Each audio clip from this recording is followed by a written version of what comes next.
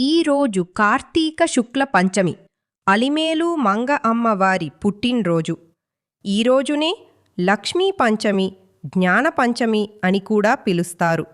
స్థల పురాణం ప్రకారం భృగు మహర్షి ఒకసారి శ్రీ మహావిష్ణువు హృదయము మీద తన్నాడు.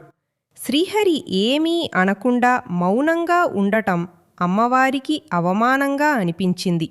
పతికి అవమానం జరిగిన చోట ఉండరాదు అనే ధర్మాన్ని పాటిస్తూ అమ్మవారు బాధతో పాతాళానికి వెళ్ళిపోయారు.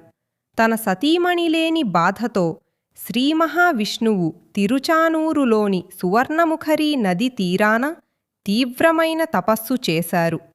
ఆ తపస్సు ఫలితంగా కార్తీక శుక్ల పంచమి రోజున ఉత్తరాషాఢ నక్షత్రంలో తిరుచానూరులోని పద్మ సరస్సులో సువర్ణ పద్మం మధ్య నుండి శ్రీలక్ష్మీదేవి ఆవిర్భవించారు. ఆ తరువాత కలువపూల దండలు సమర్పించి తిరిగి శ్రీహరిని చేరారు.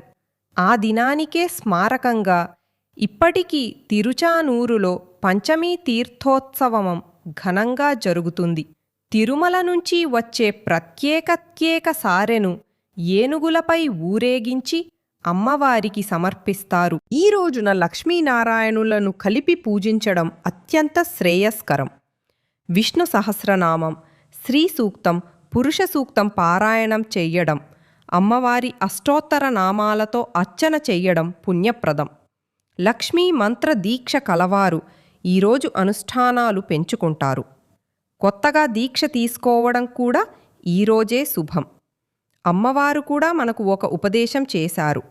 పతినింద లేదా గురునింద జరిగే చోట ఉండరాదు అని. ఇక ఈ పంచమిని జ్ఞాన పంచమి అని కూడా అంటారు. ఈ రోజున సుబ్రహ్మణ్య స్వామిని ఆరాధిస్తే శుద్ధ జ్ఞానం లభిస్తుందని విశ్వాసం.